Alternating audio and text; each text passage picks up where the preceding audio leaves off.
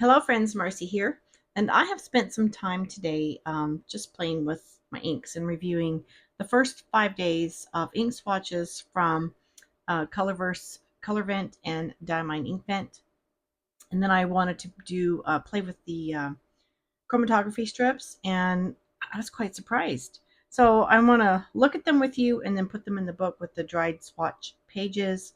Um, but I guess my most surprising chromatography strips are the Colorverse Day 1 Supergiant. It seemed like this was a very consistent color where you don't see the separation of colors as much as you just see the lightening of shade. So that was quite interesting. So if you study, you can pick out the pink and the orange, but it seemed to remain consistent and um, in color throughout the chromatography strip. And that was more evident when you move on to day 2, the edge of night. All the colors here, grays and purples and pinks and greens, yellows and greens and blues. This one surprised me. I actually thought I messed up. This is the edge of night, so I put the ink strip down, dipped it in water, and nothing happened. And I thought, oh, I must have messed up. I did something wrong. So I tried it again. Same, nothing happened. So what's going on with the edge of night that the ink doesn't flow or the colors don't separate? Um, I'm curious now. I want to find out what's going on with Moonlit Veil. And then Sailing Stones. This was gorgeous. You can see the gray, orange, and finally pink. And Rosette Nebula. Kind of what you expect from that kind of color. This actually reminds me of a rose petal, as it's turning, like the other ink that we're about to talk about, because you see those colors. But this pink is kind of, I don't know if it's showing up on camera, like a bright fuchsia. Starting out, you have the brown base, some orange and bright pinks. And I kind of abandoned Inkvent over here after we went this way, comparing these two. This was day 1, Baltic Breeze. It reminded me very much of day 2, Colorverse Edge of Night. Look at these inks. Like they have the same color base. A little more yellow in this one. And of course, this Diamine had the shimmer. Let's see if we can get in on that at the bottom. All right. Wilted Rose, again, kind of what you'd expect. You have this gray lavender at the bottom, moving up into orange, and the hint of blue gray as it finishes. But I want to talk more about that in a minute. Noble Fur. This one was fun to watch. I was wishing I had done it live. It just left all the shimmer behind at the bottom. And the deepest colors just moved right on up, finishing at the top. You have the blue finishing, leaving the yellow and green behind. Of course, the grayish and pinkish tints at the bottom. Forest got 2.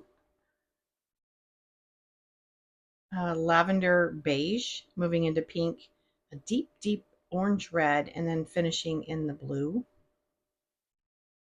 Almost violet, then blue. And again, this, what was this? Icy Lilac. Again, it left the shimmer behind, and you have some similarities here with the color base and mixtures of Edge of Night, Colorverse, Baltic Breeze, Diamine, and Icy Lilac in Diamine. So that was fun. I like to investigate inks in depth like that. And I want to bring the book in and put these in the pages along with you, and talk about the Wilted Rose and the Forest Gâteau and the Rosette Nebula with some actual products. Am I in frame enough here? Whew. Okay, I'm going to pause this, scoot these aside, and return. Okay, so I forgot to reach and grab my glue pen. This, by the way, is Zig Memory System by Kuretake brand, and it's a two-way glue. I think I purchased it at Amazon. Okay, Colorverse, Colorvent. This was the most consistent um, ink color as it moved up the chromatography strip. But then on the swatch page, we had the um, shiny sheen there on the edge where I pooled it purposely.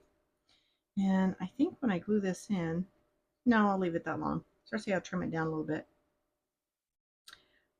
Edge of Night. I was quite surprised by this one.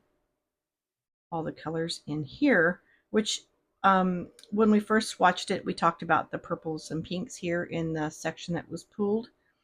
And of course, this surprise, basically nothing happened. I don't know what's going on with Moonlit Veil. I'm curious though, and I want to find out. And then Sailing Stone. So I'm going to glue those in here.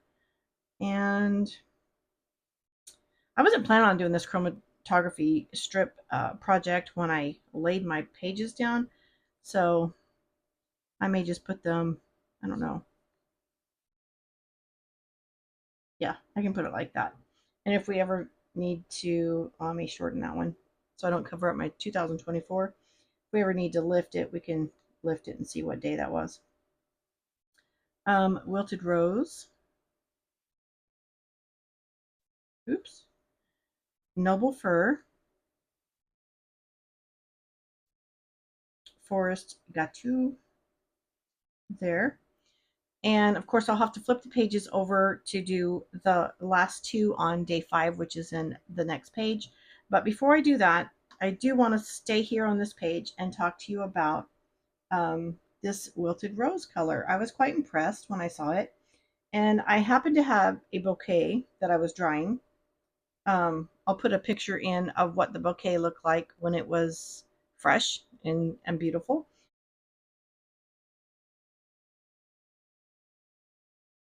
But I was drying some of the flowers, and these um, wilted rose. Look at this wilted rose.